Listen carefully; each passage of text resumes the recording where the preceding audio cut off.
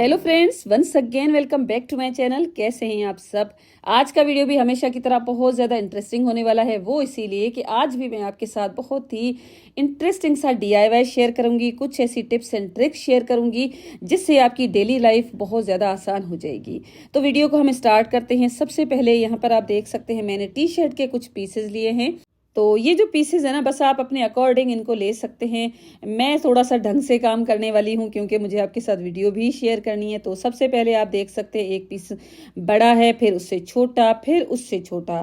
तो इस तरह के 4 पीसेज भी ले सकते हैं, 3 पीसेज भी ले सकते हैं। अब ये जो पीसेज मैंने लिए हैं ना, इन सबको 2 पार्ट्स में मैं डिवाइड कर दूंगी। यहाँ पर आप देख सकते हैं कुछ इस तरह से इन सब पीसेस के 2 पार्ट्स में कर दूंगी। और उसके बाद अगेन एक बड़ा पीस मैंने रखा, उसके ऊपर छोटा, फिर छोटा रख के, और इस तरह से 4 पीसेस मैंने दोनों साइड्स पे इस तरह से रेडी कर दिए हैं। अब इन दोनों को कुछ इस तरह से एक दूसरे के ऊपर रखेंगे। बड़े जो पीसेस है ना वो सेंटर में आ जाएंगे, और उसके बाद एक मैंने ले लिया है फुट स्केल, और उसके साथ एक मैं लगा दूंगी यहाँ पर निशान। तो इस तरह से बस आपको थोड़ी सी 1/2 सेंटीमीटर से ही गैप रख के ही आपको इस तरह से निशान लगा देना है, और इधर लगा देनी है सिलाई। तो सिलाई लगाने के बाद सेंटर में गैप आ जाएगी, और साइड्स जो बचेंगी ना, हम उनको कुछ इस तरह से कट कर देंगे। तो ये कटिंग बिल्कुल आसान है, आपको बस कुछ इस तरह से रखनी है, और ये जो कटिंग करनी है ना, बिल्कुल स्ट्रिप्स की फॉर्म में इस तरह से कर देनी है। और इस तरह से कटिंग करने के बाद सेंटर में जो हमने गैप रखी है ना, उसमें कोई भी आप स्टिक लगा सकते हैं। कोई भी आपके पास रॉड पड़ी है, कोई पाइप पड़ा है, वो इस तरह से लगाने के बाद ये आपका एक छोटा सा क्यूट सा डस्टर बन के रेडी हो जाएगा, जिसके साथ आप छोटी स्पेस को बहुत अच्छी तरह से क्लीन कर सकते हैं। तो यहाँ पर मेरे पास एक वुडन स्टिक थी, और इसको मैंने कुछ इस तरह से इसके अंदर लगाया है। और लगाने के बाद जहाँ पर इसकी बेस है ना, वहाँ पर अगर आप चाहें तो थोड़ी सी स्टिचिंग कर सकते हैं, टांके लगा के बिल्कुल सिक्योर कर सकते हैं, या तो फिर आप ग्लू स्टिक के साथ स्टिक भी कर सकते हैं। तो इस तरह से मैंने इसकी थोड़ी सी कटिंग जो रहती थी उसको भी कर दिया है। और करने के बाद यहाँ पर मैं आपको इसके साथ क्लीनिंग करके भी दिखाऊंगी। ये कुछ और डस्टर्स भी मैंने आपके साथ शेयर किए थे, इनकी वीडियोस भी आपको मेरे चैनल पे मिल जाएगी। ये सब बहुत ज़्यादा यूज़फुल हैं, और मैं अपने घर पे रेगुलर बेसिस पे क्लीनिंग करने के लिए इनको यूज़ करती रहती हूँ। तो यहाँ पर आप देख सकते हैं ये छोटी सी जो स्पेसेस होती है ना, जिसमें हमारे घर में छोटे से जो शो पीसेस रखे होते हैं ना, उनको क्लीन करने के लिए इस तरह की छोटे से डस्टर्स बहुत ज़्यादा ज़रूरी हो जाते हैं। इस तरह के जो मार्केट में माइक्रोफाइबर्स के डस्टर्स जो मिलते हैं ना, वो काफ़ी ज़्यादा एक्सपेंसिव भी मिलते हैं। और टी शर्ट का जो मटेरियल होता है ना, सेम काम करता है जो माइक्रोफाइबर करता है। तो इस तरह से अगर आप बनाएंगे ना, तो आपके पैसे भी काफ़ी ज़्यादा बच जाएंगे, और उसके साथ साथ आपकी क्लीनिंग है ना, वो भी बहुत ज़्यादा आसान हो जाएगी। वॉल्स को भी बहुत आसानी से क्लीन कर सकते हैं। अगर उनके ऊपर कोई भी वॉल आर्ट लगा हो तो भी आराम से क्लीन किया जा सकता है। मैं अपने किचन के लिए जब इस तरह की स्ट्रिप लाइट लेने गई थी ना मार्केट से, तो इस तरह का जो रोल है ना, बिल्कुल उनके पास खाली हो चुका था। तो मैं साथ ये भी उठा के लेकर आई थी। तो मैंने सोचा था इसका मैं कभी ना कभी तो DIY बनाऊंगी, तो आज इसकी बारी आ चुकी है।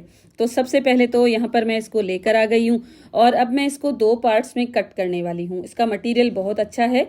प्लास्टिक के साथ जो कार्डबोर्ड का रोल लगा है ना, वो भी बहुत अच्छी क्वालिटी का लगा हुआ है, और अच्छी तरह से स्टिक भी है हुक्स के साथ।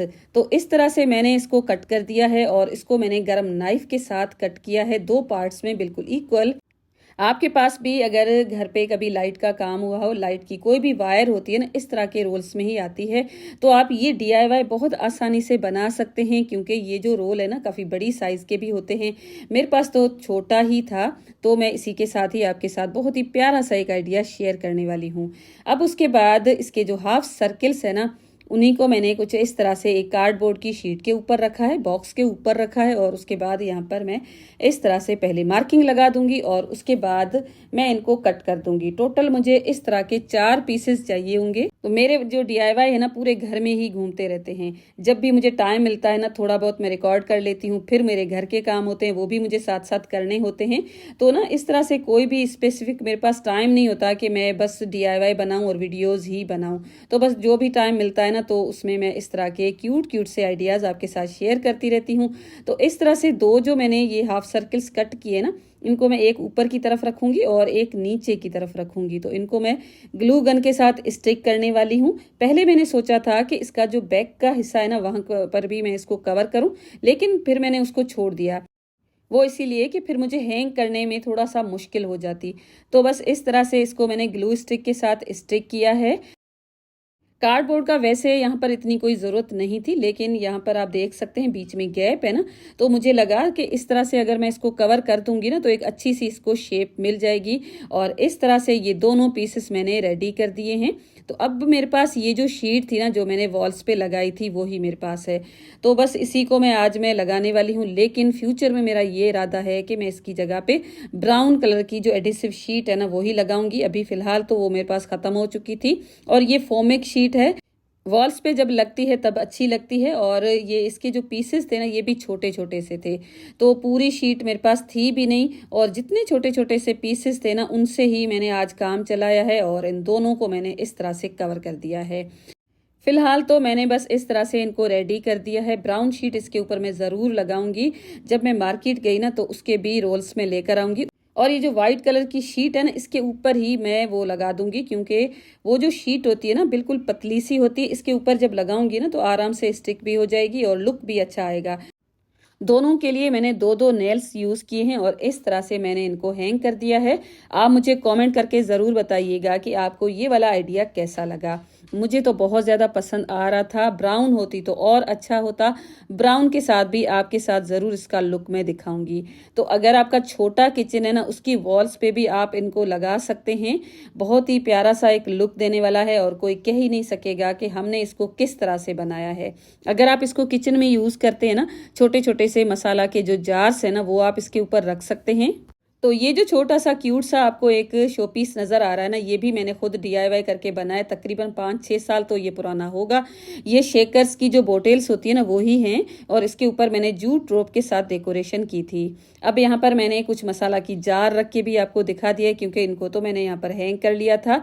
इस तरह से अगर आप चाहें तो इनको हैंग कर सकते हैं। अगर आपका काउंटर टॉप छोटा है, कैबिनेट्स भी नहीं है, तो आप इस तरह से काउंटर टॉप के ऊपर भी रख सकते हैं। बहुत सारे मसाला के बॉक्सेस वगैरह आप इसके ऊपर रख सकते हैं। अगर आप चाहें तो इन दोनों को कुछ इस तरह से यूज करने के बाद एक्स्ट्रा स्पेस क्रिएट कर सकते हैं।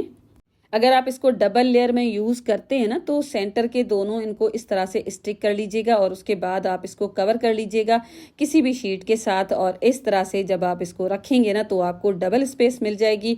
इसके ऊपर आप जार्स रख सकते हैं, कोई भी चीज़ आप इसके ऊपर रख सकते हैं। बहुत ही एक अच्छा सा लुक देने वाली है आपके काउंटर टॉप को। अगर आपका ड्रेसिंग एरिया बहुत छोटा सा है, बिल्कुल एक मिरर लगी है ना, तो भी आप उसके पास इनको लगा सकते हैं। इस तरह से आपका कोई भी स्पेस छोटी है ना उसको आप बढ़ा सकते हैं। तो बस ऐसे ही छोटे छोटे से ही आइडियाज़ होते हैं जिससे हम अपनी होम मेकिंग को बहुत ज़्यादा आसान बना सकते हैं। कमेंट करके ज़रूर बताइएगा कि ये वाला आइडिया कैसा लगा और मेरी क्रिएटिविटी आपको पसंद आई या नहीं आई। अब यहाँ पर मेरे पास एक दराज से पार्सल आया था। तो दराज से जब भी मैं शॉपिंग करती हूँ ना, मेरी पूरी कोशिश होती है कि आपके साथ मैं शेयर करूँ, क्योंकि क्या पता आप भी ये चीज़ लेने का सोच रहे हैं। मेरा वीडियो देख के आपको थोड़ा बहुत फ़ायदा हो जाएगा। तो यहाँ पर इसको मैं ओपन करने वाली हूँ। तो इसको मैंने दराज पे स्क्रोलिंग करते हुए ही देखा था, तो मुझे अच्छा लग रहा था ये प्रोडक्ट, तो मैंने सोचा इसको मैं ऑर्डर कर देती हूँ। अब ये जो दूसरा है ना, इसके अंदर जो स्टार्च होता है कपड़ों के लिए, वही मैंने ऑर्डर किया था। तो इसको तो मैं अभी यूज़ नहीं कर सकी हूँ जो मैं आपको इसका रिव्यू दे दूँ। बस इसको मैंने अभी ओपन ही किया है। और उसके बाद ये जो मेरे पास क्रोम शाइनर है ना, जो मैंने स्पेशली वॉशरूम की टेप्स के लिए मंगवाया था, इसको मैंने यूज़ किया था और इसका मैं आज 100% जो ऑनेस्ट रिव्यू है ना वो आपके साथ में शेयर करने वाली हूँ। तो ये आप देख सकते हैं मेरे वॉशरूम में टेप लगा हुआ है, और जब हम इस घर में शिफ्ट हुए थे ना तब हमने ये टेप्स वगैरह कुछ भी चेंज नहीं करवाया था। कुछ तो मैंने अपने किचन वगैरह की टेप्स चेंज करवा दी थी, लेकिन कुछ जो थी ना एज इट इज पड़ी है अभी तक। तो इनके ऊपर जो शाइनिंग है ना वो बिल्कुल ख़त्म हो चुकी है, क्योंकि बहुत दिन हो गए इनको चेंज भी नहीं किया है। और उसके बाद कराची का जो मौसम है ना उससे टेप्स वगैरह बहुत जल्दी ख़राब हो जाते हैं, और फिर विंटर भी गुजरी है तो इसको मैंने डीप क्लीनिंग काफ़ी दिनों से की ही नहीं है। तो आज ना ये जो शाइनर मैंने ऑर्डर किया था ना, इसको बस अप्लाई करना बिल्कुल आसान है। टूथ ब्रश के साथ आप इस तरह से इसको ले लीजिए और बस इसको इसके ऊपर लगाने के बाद 30 सेकंड के लिए आपको बस टूथ ब्रश के साथ ही इसकी क्लीनिंग करनी है। बहुत आराम से क्लीनिंग हो रही थी। मुझे ऐसे लग रहा था कि ये फेक प्रोडक्ट है, इस तरह से कभी भी क्लीनिंग नहीं होगी, लेकिन बहुत अच्छी तरह से क्लीनिंग हो रही थी। यहाँ पर आप मेरे हाथों की कंडीशन देख सकते हैं, कितना ये टेप भी गंदा है और मेरे हाथ भी कितने गंदे हो चुके हैं। और इसके जो खुशबू थी थी ना, वो जो हार्पिक या तो फिर स्विप वगैरह के जो बॉस वगैरह के जो क्लीनर है ना, वही खुशबू थी। तो मुझे ऐसे लग रहा था कि इसकी शाइनिंग बिल्कुल ख़त्म ना हो जाए, लेकिन इस तरह से बिल्कुल भी नहीं हुआ। वैसे ही ये टेप जो है बिल्कुल पुराना है, लेकिन फिर भी बहुत अच्छी तरह से ये क्लीन हो गया था। मेरी तरफ से ये फुली रिकमेंडेड है और इसकी जो प्राइस है ना, लिंक भी आपको डिस्क्रिप्शन बॉक्स में मैं दे दूंगी। अब ये जो मेरी किचन का टेप है ना, ये बिल्कुल नया है और ये मुझे ऐसे लग रहा है कि ये सिल्वर का जो होता है मटेरियल वही है, स्टेनलेस स्टील नहीं है, जब भी इसके ऊपर इतनी ज़्यादा शाइनिंग नहीं है। तो ये जो क्लीनर है ना, इसके ऊपर भी मैंने टूथब्रश के साथ अप्लाई कर लिया। पहले तो मुझे ऐसे लग रहा था कि ये जो जिस तरह से हार्पिक वगैरह हम किचन की सिंक में कभी कभी एक्सीडेंटली गिर जाता है ना, उसी तरह से ये ब्लैक ना हो जाए। मुझे तो ऐसे डर लग रहा था, लेकिन पहले मैंने देखा कि थोड़ा सा हो रहा था, लेकिन उसके बाद जब मैंने साफ पानी के साथ इसको क्लीन किया ना, तो आराम से क्लीन हो गया है। तो ये जो टैप बिल्कुल साफ सुथरा था, इसके ऊपर ना जंग था, ना कोई भी हार्ड वाटर के निशान वगैरह कुछ भी नहीं थे। तो इसको क्लीन करना बहुत ज़्यादा आसान था। तो बस इस तरह से मैंने इसको क्लीन कर लिया है। टेप्स के ऊपर जो हार्ड वाटर के निशान हो जाते हैं, या तो फिर बहुत दिन सफाई ना करने से उनके ऊपर जंग वगैरह आ जाता है ना, वो बहुत आसानी से इसके साथ क्लीन आप कर सकते हैं।